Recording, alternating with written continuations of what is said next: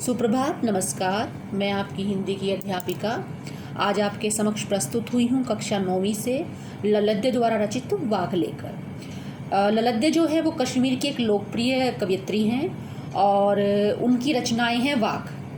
संत कवियों की भांति भक्तिपूर्ण उनकी रचनाएं हैं और उन्होंने जाति मत संप्रदाय के भेदों से ऊपर उठकर ईश्वर की भक्ति करने की हमें प्रेरणा दी है। उन्होंने धार्मिक आडंबरों का विरोध किया है, मानव प्रेम को सर्वोच्च माना है। अपनी वाणी में, अपने जीवन में उन्होंने कहा है कि वाणी में जीवन की नश्वरता और प्रभु भक्ति की अनिवार्यता पर बल दिया।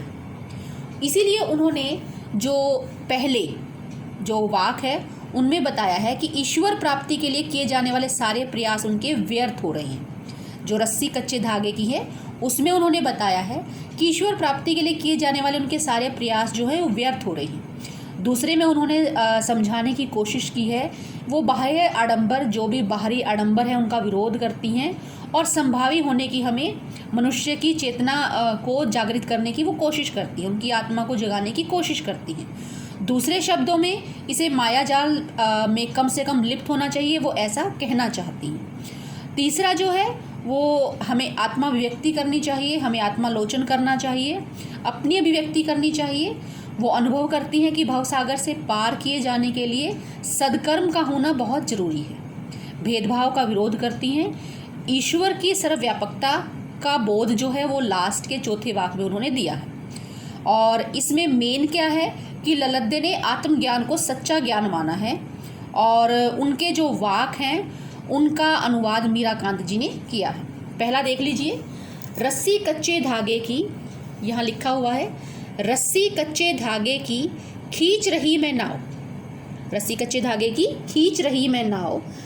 कच्चा धागा मीन्स जो सांसों को उन्होंने सांसों से उसका कंपैरिजन किया है कि सांस जो है वो बिल्कुल कच्ची रस्सी की तरह है। वो कहती हैं, कवयित्री कहती हैं कि अपनी सांसों को कच्ची रस्सी की सहायता से इस संसार रूपी नाव को, शरीर रूपी नाव को वो खींच रही हैं। नाव जो है, नाव को चेक कर लीजिए, शरीर रूपी नाव को वो खींच रही हैं। जाने कब सुन मेरी पुकार करे देव भवसागर पार। पता नहीं परमात्मा उनकी पुकार को कब सुनेंगे और इस दुनिया से उनको पार लगाएंगे। पानी टपके कच्चे सकोरे, कच्चे बर्तन की बात की गई है। जैसे कच्चा बर्तन होता ना, उसमें पानी की बूंदें टपकती रहती हैं। वो कहती हैं कि जीवन बिल्कुल इसी प्रकार है। जो जीवन है वो पानी की तरह बूंद बूंद करके ख़त्म हो रहा है। व्यर्थ प्रयास हो रहे मेरे, जितनी वो कोशिश करती हैं सारी व्यर्थ हुई जा रही हैं। जी में उठती रह हुक, घर जाने की चाह है घिरे। हुक मतलब तड़फ, वेदना। वो कहती हैं कि जितनी वो कोशिश करती हैं, बार बार प्रयास करती हैं, बार बार उनको पूरा करने की एक पीड़ा उठती है कि कब यह नश्वर संसार छोड़कर प्रभु के पास पहुंच जाए और सांसारिक कष्टों से उनको मुक्ति मिल जाए। फर्स्ट में यही समझाने की कोशिश की गई। सेकंड देख लीजिए, उन्होंने बताया है खा खा कर कुछ पाएगा नहीं। सेकंड उन्होंने वाक में बताया है कि खा खा कर कुछ पाएगा नहीं, हे मनुष्य तू सांसारिक भोगों में लीन मत हो। वो कहना चाहती हैं खा खा कर कुछ पाएगा नहीं, हे मनुष्य तो सांसारिक भोगों में लीन मत हो। खा खा कर, भोगों की बात की गई है। न खाकर बनेगा अहंकारी, न ही भोग के विरुद्ध त्याग और तपस्या का जीवन जी, नहीं तो तू क्या बन जाएगा, अहंकारी बन जाएगा। वो कहना चाहती हैं कि सांसारिक भोगों में लीन मत हो, भोगों से कुछ प्राप्त नहीं होगा और भोगों के विरुद्ध त्याग और तपस्या का जीवन भी मत अपना, नहीं तो तेरे अंदर अहंकार उत्पन्न हो जाएगा। समखा, बराबर रख, तू भोग भी कर और त्याग भी, उसके मध्य का जीवन अपना, तभी होगा संभावी। तेरी जो इंद्रियों पर है उचित संयम होगा। तू सुख और दुख, भोग और त्याग के बीच समान भाव से रहना सीख जाएगा। संभावी मतलब समान भाव से रहना सीख जाएगा। खुलेगी सांकल बंद द्वार की, ये क्वेश्चन भी बनकर आएगा आपका, क्वेश्चन भी बन सकता है ये इजीली। तो वो कहती हैं इसी सब मनोदशा में प्रभु भक्ति के बंद द्वार खुल जाएंगे, तेरा प्रभु से मिलन हो जाएगा।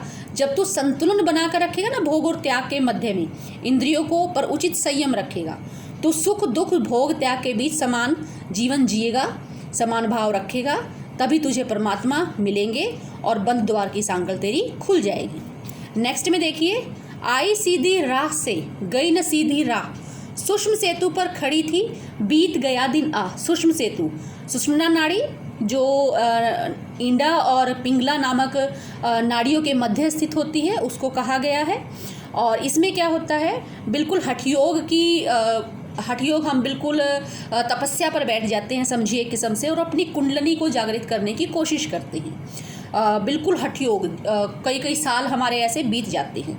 तो कहती हैं आई सीधी राह से, वह इस दुनिया में बिल्कुल सीधे रास्ते से आई थी, सीधी राह से आई थी, गई न सीधी राह, लेकिन जब आई तो आने से वो उल्टी चल पड़ी। गई न सीधी राह, उसका वो सीधे रास्ते से नहीं चल पाई, उन्होंने हठयोग को धारण कर लिया। सूक्ष्म सेतु पर खड़ी थी। सूक्ष्म सेतु मैंने आपको बताया है क्या है, अंडरलाइन करके उसी के अकॉर्डिंग लिख लीजिएगा। वो कहती हैं कि उन्होंने गलती से हठयोग का मार्ग पकड़ लिया और जीवन भर सुषुम्ना नाड़ी को जगाने में लगी रही, साधने का प्रयास करती रही, कुंडली जागरण में लगी रही, सुषुम्ना नाड़ी को जगाने में लगी रही, और ऐसा कर करके उनका जीवन जो है वो बीत गया।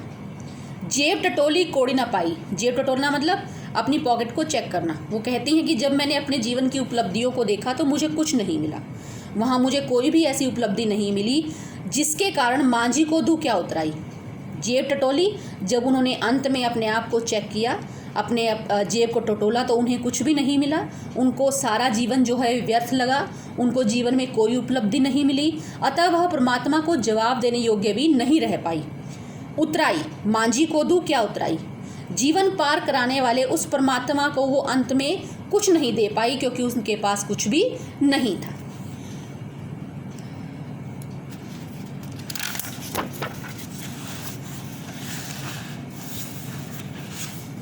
लास्ट जो है